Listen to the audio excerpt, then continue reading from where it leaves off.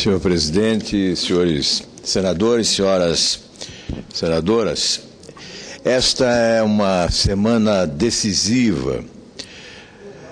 Há um desejo enorme perpassando a nacionalidade de que finalmente se possa sonhar com a hipótese de que justiça derrota a impunidade, mesmo quando autoridades notórias de popularidade estão envolvidas em ações criminais como esta julgada pelo Supremo Tribunal Federal. O mensalão, como já se consagrou, foi um complexo, sofisticado e atrevido esquema de corrupção em nome de um projeto de poder de longo prazo. O Supremo Tribunal Federal, ao julgá-lo, recuperou as esperanças do país nas instituições públicas brasileiras, estabelecendo um novo parâmetro para julgamento de autoridades. Pois bem, nesta semana, esse sonho de reabilitação das instituições públicas do país corre o risco de se transformar em pesadelo para alguns. De minha parte, prefiro acreditar que teremos um encurtamento desse processo, mas se eventualmente ele for prorrogado, não significará a desistência de que o rigor no exercício de quem julga, do mandato de quem julga, será ignorado logo à frente. A prorrogação pode sim significar o alimentar de vãs esperanças dos denunciados, porque certamente o recurso aceito não significa revisão de pena imposta. Tendo nas mãos o voto de desempate que definirá se 12 dos 25 condenados no processo do mensalão terão direito a novo julgamento, o ministro Celso de Mello afirmou ontem com propriedade que, ainda que a Corte permita nova chance para os réus, isso não implicará necessariamente alteração de suas penas. Todo recurso demanda a formulação de 2 juízos, um preliminar, se é cabível ou não. Se for cabível, aí depois você vai julgar o mérito e dizer se o recurso tem ou não razão. Entender cabível não significa que se vá acolher o mérito, disse o ministro. E prossegue afirmando: da maneira que está sendo veiculado, dá a impressão que o acolhimento vai representar absolvição ou redução de pena automaticamente, e não é absolutamente nada disso.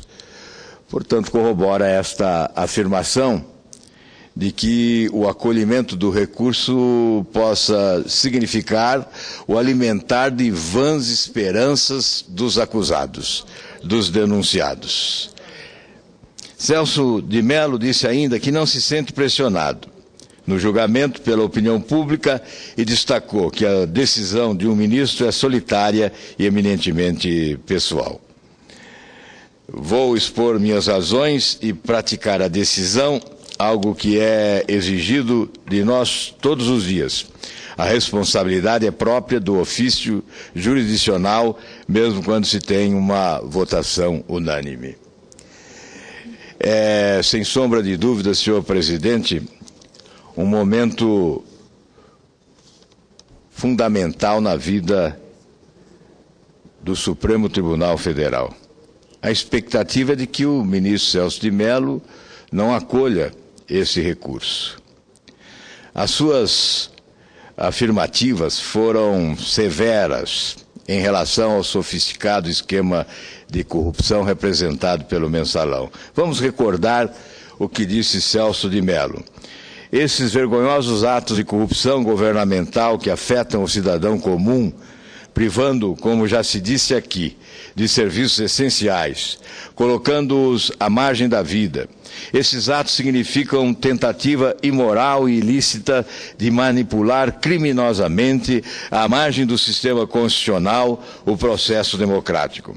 Esses atos de corrupção parlamentar significam, portanto, tentativa imoral e penalmente ilícita de manipular criminosamente, à margem do sistema constitucional, o processo democrático, comprometendo-lhe a integridade, conspurcando-lhe a pureza e suprimindo-lhe os índices essenciais de legitimidade, que representam atributos necessários para justificar a prática honesta e o exercício regular do poder aos olhos dos cidadãos desta nação.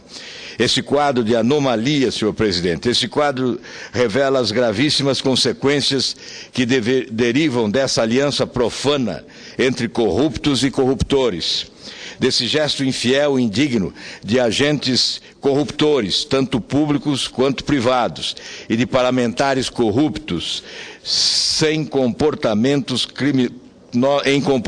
criminosos devidamente comprovados, que só fazem desqualificar e desautorizar perante as leis criminais do país a atuação desses marginais do poder.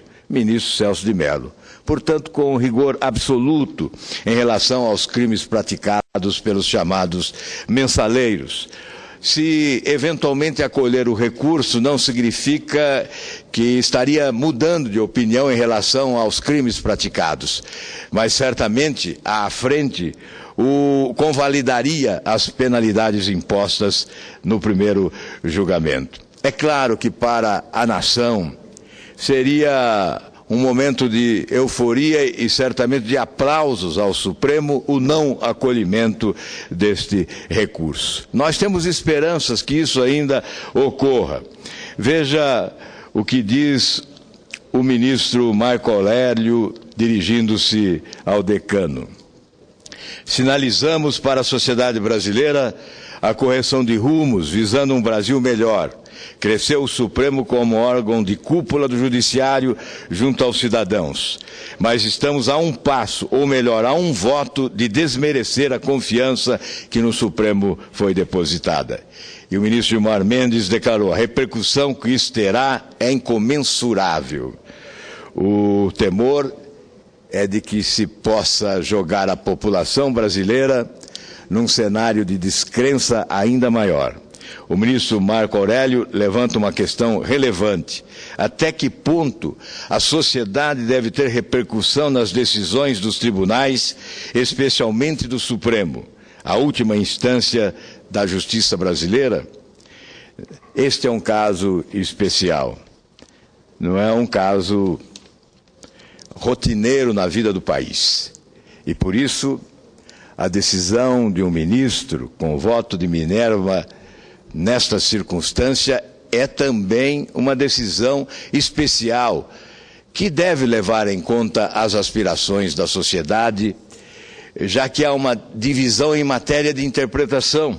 Veja, senador Mozarido Cavalcante, 5 ministros contra o acolhimento do recurso e 5 ministros favoráveis. Veja, por exemplo, o que diz o ministro Luiz Fux: o recurso é inadmissível no Supremo.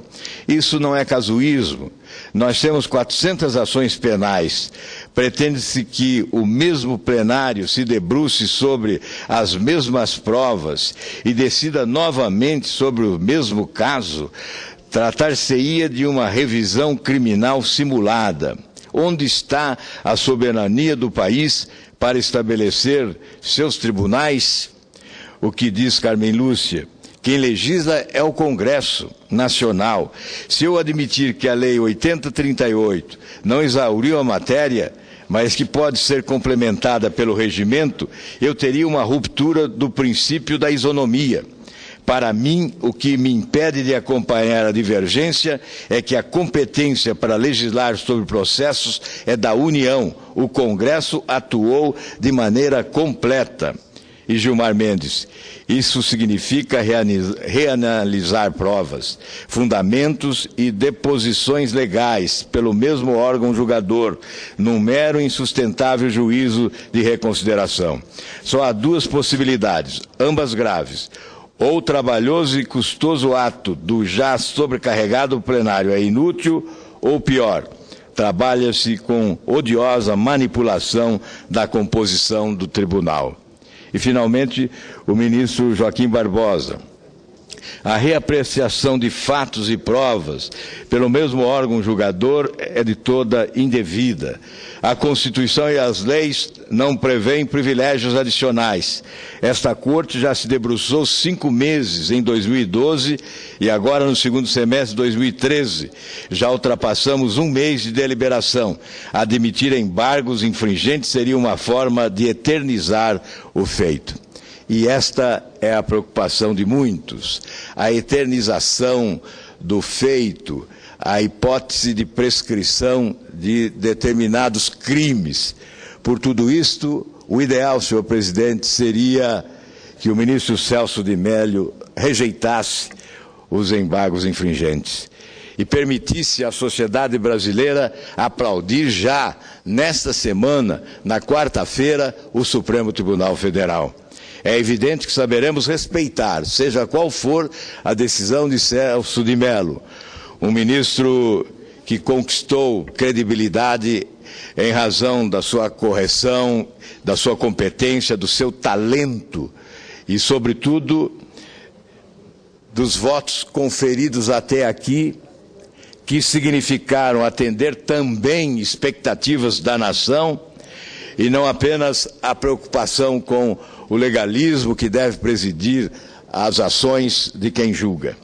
A nossa expectativa, senhor presidente, eu concederia com satisfação a parte ao senador Pedro Taques, mas parece que o regimento impede, certamente traria conteúdo e sabedoria ao nosso modesto pronunciamento. Mas nós vamos concluir então, senhor presidente, dizendo das nossas esperanças. Alimentamos as esperanças durante todos estes meses de debate no Supremo Tribunal Federal, quando os juízes da Suprema Corte tiveram os seus nomes reconhecidos pela população brasileira. Como disse alguém lá em São Paulo, se antes o povo do país sabia escalar apenas a seleção brasileira, agora aprender a escalar o Supremo Tribunal Federal, em razão da notoriedade que ganhou esse julgamento histórico.